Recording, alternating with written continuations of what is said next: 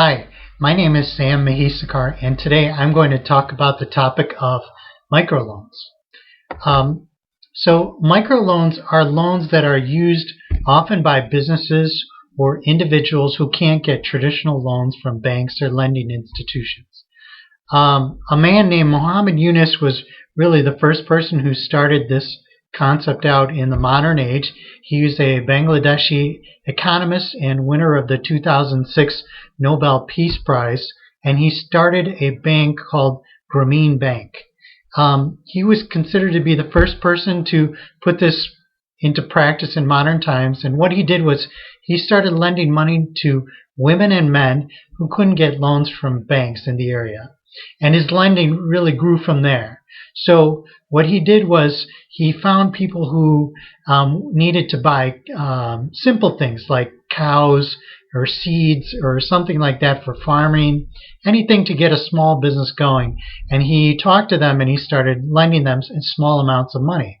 Today, this idea has grown by massive proportions.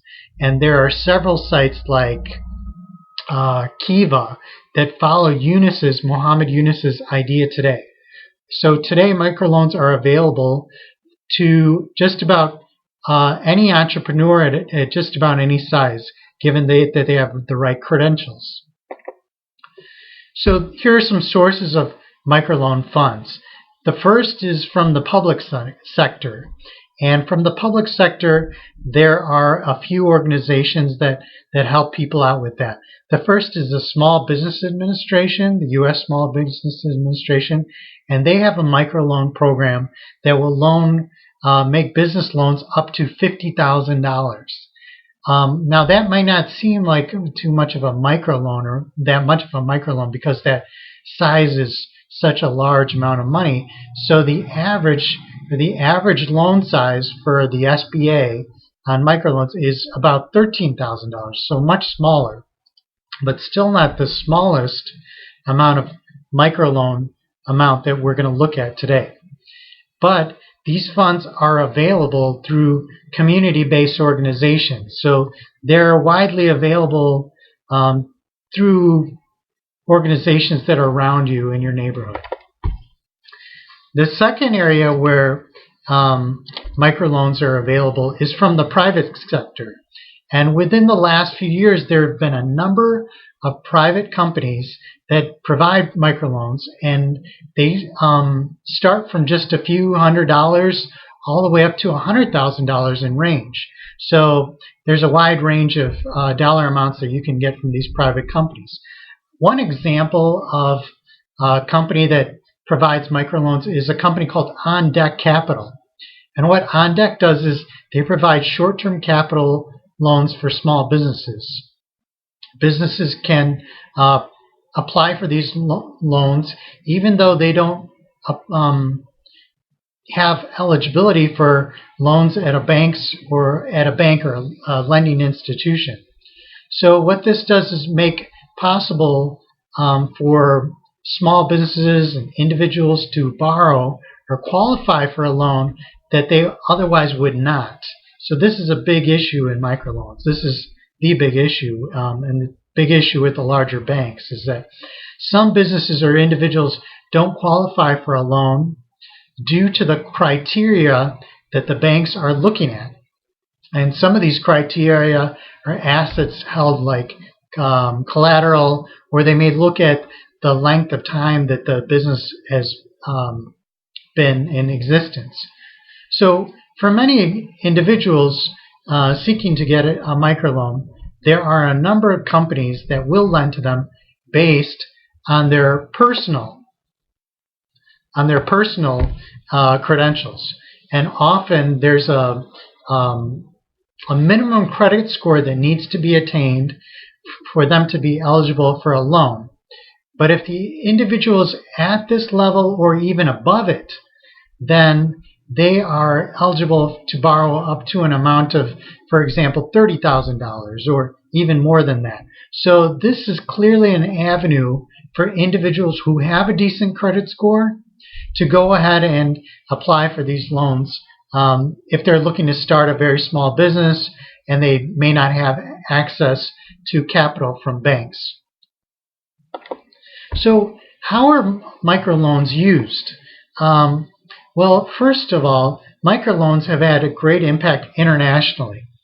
So through the work of Mohammed Yunus and those in Bangladesh, microloans organizations have impacted thousands of individuals because they've given thousands of them access to smaller amounts of capital, and then they have been able to go out and get themselves out of poverty, and many of them have become self-sufficient. So this model has been kind of spread throughout the world, and there are many countries all over that have adapted it. So the microloans have been effective in places like Bangladesh, Venezuela, Ghana, Bolivia, the Philippines, and Mexico. And what it does is it supports entrepreneurship in these countries, but it also empowers women to start their own businesses. Many of these individuals do not have steady employment and do not have verifiable credit history. So for them, going to the bank or their local bank is really out of the question. There's no option for them to do that.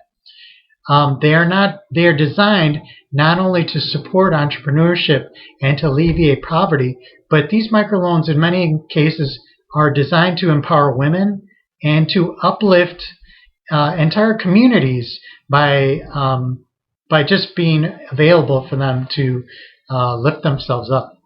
In many countries, women lack highly stable employment histories that traditional lenders or banks would tend to require. So many people that they're lending to are illiterate, and therefore they are unable to complete even the paperwork required to get a conventional loan.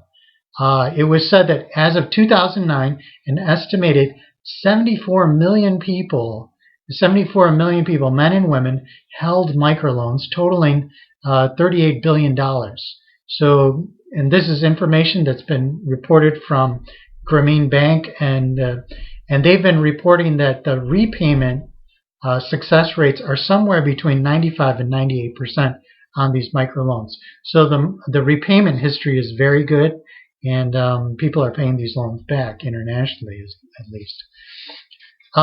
Within the U.S., many small business owners now are working with the government,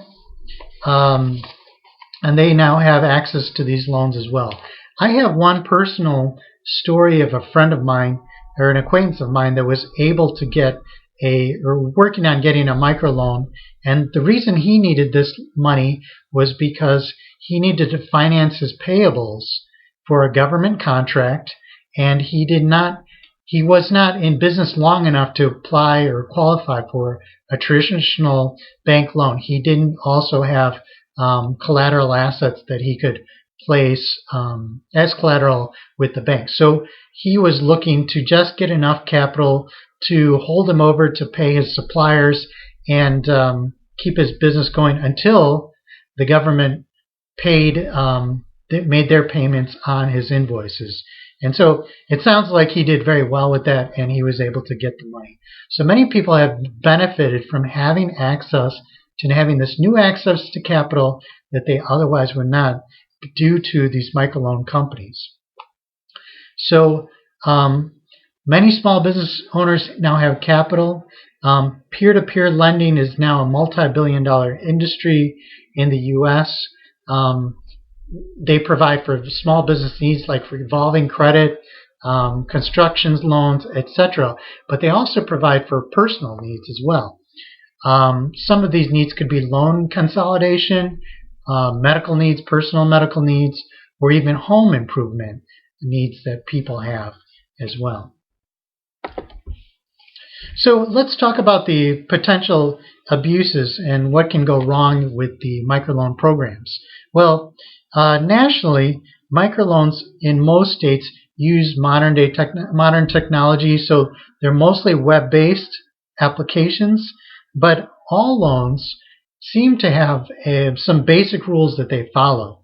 And that you have to demonstrate that you have, to apply for one of these loans, you have to demonstrate that you have responsible financial behavior, that you've supported and demonstrated financial behavior in your business, in your personal life, or in other ways.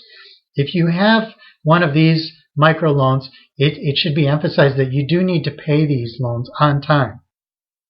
You have to take steps to elevate your personal credit score if it's poor in order to apply for these microloans. And you have to provide plenty of evidence that your business is in existence and it's potentially growing. So if you do not pay these loans back, it can really affect your credit score. And one of the things that's been said internationally, critics have said, is that microloans really have not had a positive impact on things like gender roles, and all in all, they really haven't alleviated poverty or helped alleviate poverty. Many have said that these microloans have actually caused people who were poor to become poorer because you're putting them into a debt trap of sorts, and it's kind of become a privatization of the welfare program in those countries.